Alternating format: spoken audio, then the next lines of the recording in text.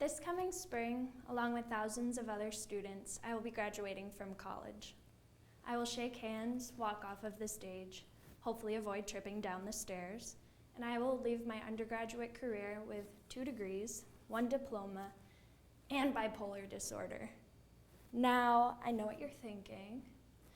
Bipolar disorder, I got it genetically, not based upon academic merit. And also, just so we're being completely clear, I've never murdered anyone, and I've also never engaged in a mass shooting, plotted a terrorist attack, been a member of ISIS, or tried to assassinate the president. And similarly, there's a few reasons why, but I'm never going to be a serial killer even though I have bipolar disorder. For one, I really don't like blood. I'm also really bad at cleaning, and our economy right now, I just spent thousands of dollars trying to go to college to earn degrees, and I really need to put them to good use. Serial killing wasn't an offered major at my university. So I'm really underqualified for that position.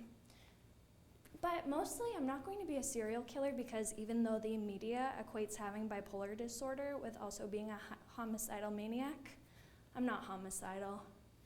Give me some credit. Like most people with bipolar disorder, I'm way better at being suicidal. On February 13th, 2013, I tried to kill myself for the first time. The sky was gray. I was in an empty parking lot that I don't remember driving to. And even though I don't remember hurting myself, blood was staining the sleeve of my sweatshirt. We didn't know it at the time, but I had dissociated, which basically means that I blacked out. I disappeared, my body went on autopilot, and essentially my brain hit the self-destruct button. When I was in 8th grade, I somehow managed at the exact same time to get strep throat and a sinus infection. My mom drove me to Dr. Tom. He wrote me a prescription for an antibiotic. And after 3 days of taking it, I wasn't feeling any better, and my entire body became covered in hives. Now, my mom and my doctor both knew that I was having an allergic reaction, but no one bothered to tell me that, and I was convinced that the red welts on my body were actually parts of my skin burning off because of how high my fever was. Fortunately, I was wrong, and I was having an allergic reaction, but I wasn't sure at the time. So that day in February, when I went to the emergency room and the doctor diagnosed me with major depressive disorder because, as he put it, you're a 19-year-old female, you're in college, and you tried to hurt yourself. Unfortunately, this is quite common amongst young women your age. When he wrote me the prescription for an antidepressant, we should have known at the time that medications don't always work the way that we intend for them to. When I took the amoxicillin that my doctor Tom had prescribed me, I was covered in hives. We knew immediately that I was having an allergic reaction. But when I took the antidepressant, I didn't get hives, and I didn't get a fever. And even though I was getting worse, no one could tell. Essentially, I became the poster child for the FDA black box warning. And that sounds dumb, because why wouldn't I just ask for help if I knew that I wasn't safe? I could have raised my hand like the diligent student I am, saying, "Excuse me, doctor, hi, yes, doctor. I kind of think that I'm going to kill myself. Is that okay? Yes, no? No, that's not okay." I couldn't do that. I couldn't admit to myself or to anyone else that I wasn't getting better. I didn't want to believe that I wasn't getting better. It didn't make any sense to me. I had no reason to be depressed or to want to hurt myself. I was Felicia Hayden, a straight-A student in the honors program, a friend, a daughter, a nanny, a person. I had no reason to be depressed. I was being selfish and ungrateful, and I needed to stop. But the thing is that depression, it doesn't have to have a reason. There's a difference between being sad and being depressed. When you're sad, there's usually a reason for the way that you're feeling. But when you're depressed, you can be depressed for all of the reasons in the world and none of the reasons in the world. It really doesn't matter. So the antidepressants were making me depressed, and as it happens, they were also making me suicidal. Do you know the phrase, beer before liquor, you've never been sicker, liquor before beer, you're in the clear? Well, I've come up with my own kind of motto, which no one else finds even remotely hilarious, but I find it really funny. Antidepressant before mood stabilizer, you'll want to be deceased. Mood stabilizer before antidepressant, you'll feel your mood increase. My doctor does not find it funny when I say that, and you probably don't either. But I think that my point that I'm trying to get across is that if you have bipolar disorder and you're being treated for clinical depression, the antidepressants can make you worse. They can make you suicidal. In June of the same year, a few months later after my first attempt, I made my last attempt. I was in the emergency room, and the nurse that was wiping the blood off of me, which, important to know, the blood began on my arms, but somehow it spread to every conceivable part of my body. It was dripping down my legs. I somehow got it on my face, which I'm not fully sure how. But the nurse, she was wiping the blood off of my face, and she looked at me and she said, "Did you hurt yourself because of a boy?"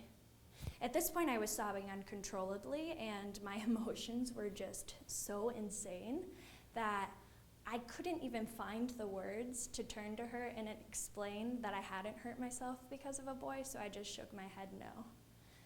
But what I wish I had said to her was this: I didn't hurt myself because of a boy. I hurt myself because for the past 4 months, I have visited this emergency room 6 times trying to get help, and I have not been able to get help. No one can help me.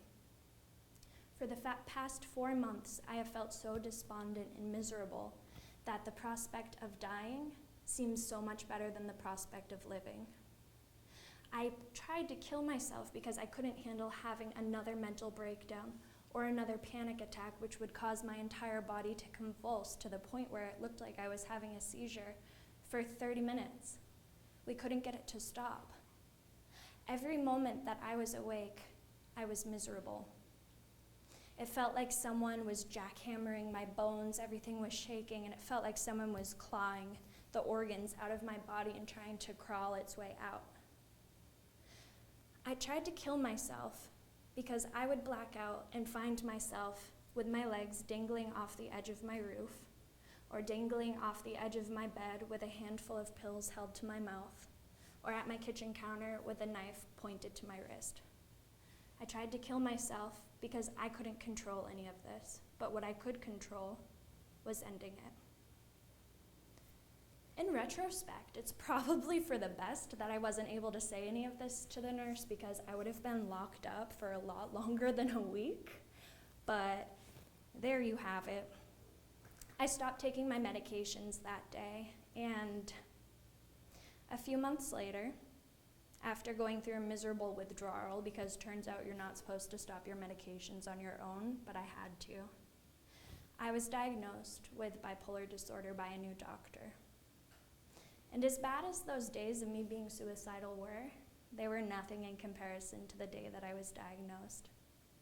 I remember leaving my appointment and going home and making my 5-year plan. For most people my age, a 5-year plan would consist of graduating college, getting jobs, starting a family.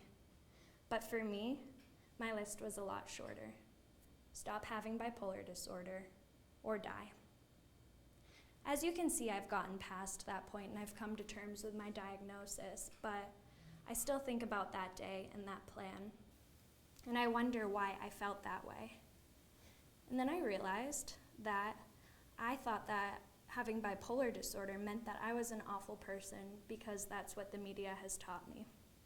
It's what it's taught all of us. There's TV shows and movies that feature bipolar people who are murderers and homicidal individuals.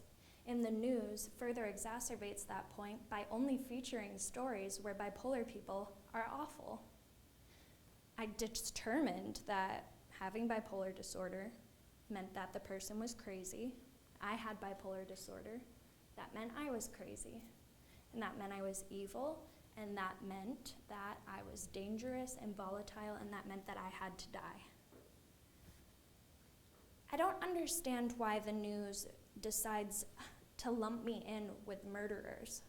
I've never been dangerous or even had the remote desire to hurt anyone else.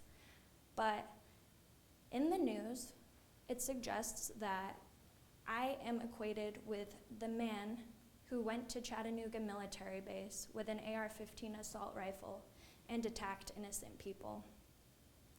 I am equated with the man who went into the Louisiana movie theater with a semi-automatic handgun and killed 2 people, injured 9 others, and then killed himself. I'm the same as the professor who went to her department meeting and started taking aim at her colleagues. I'm not equated with Robert Lowell or Ralph Waldo Emerson or Virginia Woolf, people who also had bipolar disorder and are successful.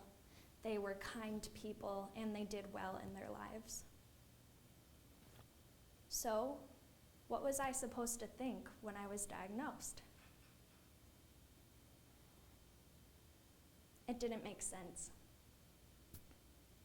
But now I realize that having bipolar disorder doesn't make me a bad person. I was diagnosed with bipolar disorder because I was taking 8 classes per semester, which is twice the normal course load, working 2 jobs, going out 3 to 4 nights a week, and sleeping for 3 to 4 hours per night, and then my mood would drop.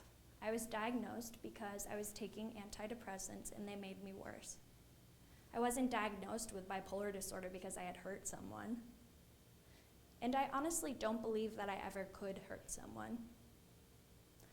I'm only 21, so I'm still trying to figure things out. But what I do know at this point in my life is that I am Felicia Hayden. I have bipolar disorder. And I'm a really good person. I'm in the honors program at school. I have straight A's. I have friends. I have people who love me. I have a family who loves me. I love my friends and my family. I'm adventurous. I do crazy things like skydiving and whitewater rafting and zorbing, which would take too long to explain if you don't already know what it is. I like classical music. Sometimes it's quite weird, but I listen to rap music, which doesn't make any sense. I read a lot, and I study a lot, and I like learning. I'm a nanny. I take care of 2 girls, and I love them so much. I am capable of taking care of them and of loving them. I am Felicia Hayden, and like most people with bipolar disorder, I'm just a person.